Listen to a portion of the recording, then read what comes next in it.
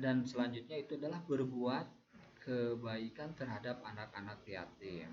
Bagaimana cara berbuat kepada anak-anak yatim? Yaitu dengan cara bisa kan sekarang itu kita kenal dengan istilah santunan anak yatim. Apalagi Muharram ini adalah sebenarnya adalah bulannya anak-anak yatim.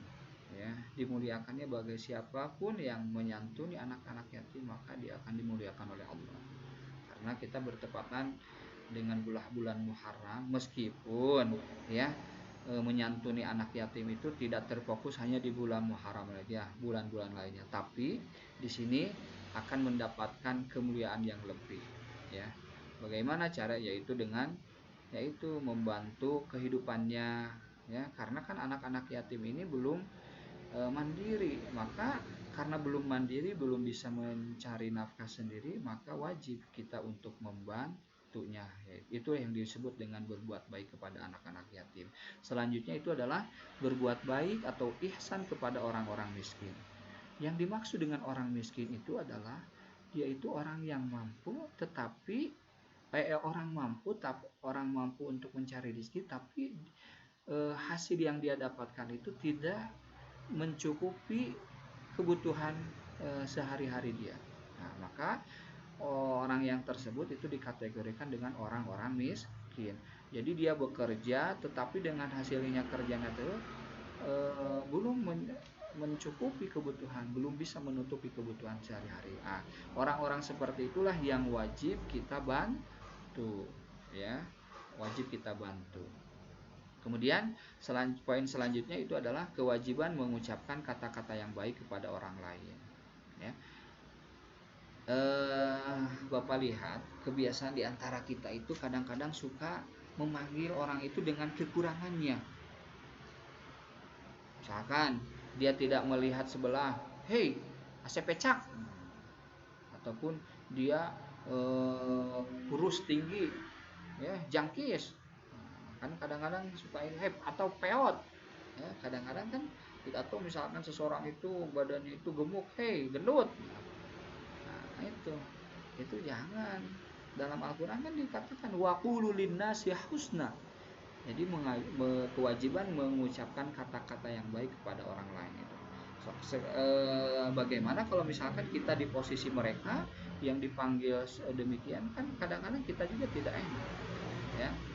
Nah, itu maka jaga kata-kata kita itu, karena kata-kata itu bisa menembus apa yang tidak bisa ditembus oleh pisau dan jarum. Jarum atau pisau tidak bisa menembus hati, tapi kata-kata bisa menembus hati. Maka Bapak mengajak, bukan kalian aja, Bapak juga sama-sama kita jaga lisan kita, ya. Apalagi kalau kita niat untuk menyampaikan sebuah kebaikan atau mengajak sebuah kebaikan, ya, maka lisan kita harus jaga, jangan sampai kita menyinggung perasaan mereka. Akhirnya apa yang kita sampaikan tidak mengena di hati mereka dan akhirnya mereka menjadi membangkang. Tapi kalau misalkan kita sampaikan dengan tutur kata yang baik, sopan, santun, sampai mengena di hati mereka, insya Allah ajakan kita untuk berbuat baik itu akan mereka ikuti atau akan mereka laksanakan. Nah, itu. Poin selanjutnya itu adalah aqimus sholah, mendirikan sholat. Ya. Kemudian wa'atuz zakat, kewajiban menunaikan zakat. Nah, perintah-perintah ini sudah berlaku di zaman Nabi Musa, berlaku di kaum Bani Israel, yaitu kaum Nabi Musa. Sampai sekarang pun, ya, perintah-perintah tersebut berlaku juga bagi kita sebagai umatnya Nabi Muhammad Sallallahu Alaihi Wasallam. Nah, melalui ayat ini juga Allah mengungkapkan bagaimana sifat Bani Israil yang suka berkhianat, ya. Apa sih? Summa tawallaitum, kemudian mereka berkhianat, illa qalilam minkum, kecuali sedikit di antara mereka yang mengamalkan pokok-pokok agama tersebut, ya. Di sini wa antum mu'ridun, dalam akhir ayat kan dijelaskan wa antum mu'ridun, bagaimana kebiasaan Bani Israil itu suka membangkang. Nauzubillah min dzalik. Mudah-mudahan kita selaku umatnya Nabi Muhammad dijauhkan dari hal-hal tersebut, ya. Ihsan di sini adalah derajat paling tinggi dalam Islam. Karena dalam sebuah hadis dikatakan, qala Rasulullah sallallahu alaihi wasallam, anta abudullaha ka'annaka tarahu. Ihsan itu adalah anta abudullaha, beribadah kepada Allah, ka'annaka tarahu, seakan-akan kamu melihat Allah. Fa illam takun tarahu fa innahu yaraka, dan jika kamu tidak melihatnya, maka Allah lah yang melihat kita. Apa sih yang ihsan itu? Pengejawantahan atau representasi daripada ihsan itu adalah ikhlas. Jadi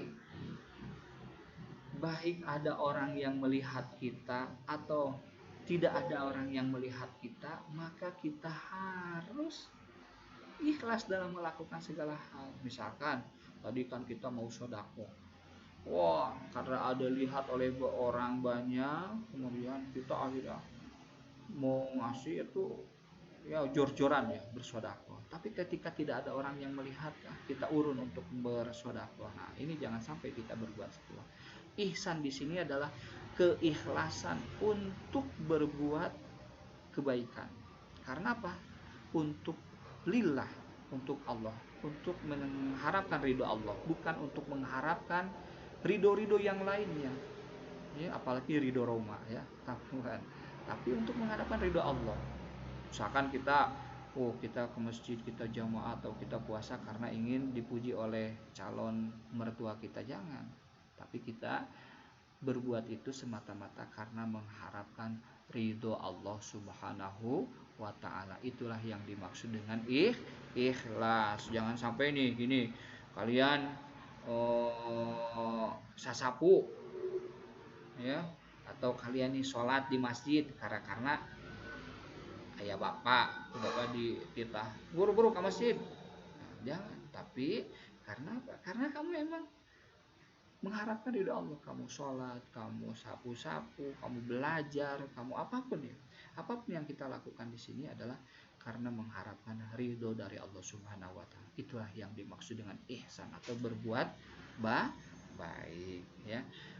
Bapak cukupkan sekian materi kali ini, mudah-mudahan bermanfaat buat kalian, buat Bapak, khususnya buat Bapak, juga umumnya buat kalian semua. Mudah-mudahan kita bisa mengambil hikmah atau mengambil ibroh dari apa yang tercantum dalam surat Al-Baqarah ini, dan yang utamanya adalah mudah-mudahan kita bisa mengamalkannya. Kalian bisa mengamal, Bapak juga sampai sekarang berusaha untuk mengamalkan apa yang tertera di dalam surat Al-Baqarah ini, karena di antara kita itu belum ada yang dijamin.